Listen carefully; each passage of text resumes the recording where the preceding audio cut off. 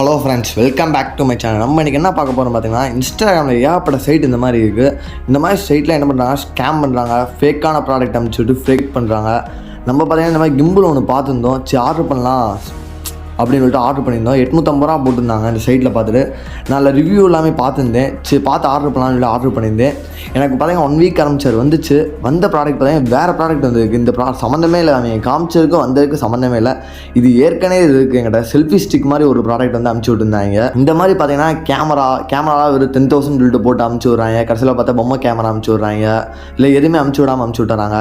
திரும்பி அந்த நம்பர் அவங்க கொடுக்க நம்பர் கால் பண்ணாலும் கால் ரெஸ்பான்ஸ் பண்ண மாட்டேங்கிறாங்க, காலே போக மாட்டேது. இந்த மாதிரி ஏகப்பட்ட ஸ்கேம் அலாட்லாம் நிறையா போயிட்டு இருக்குது.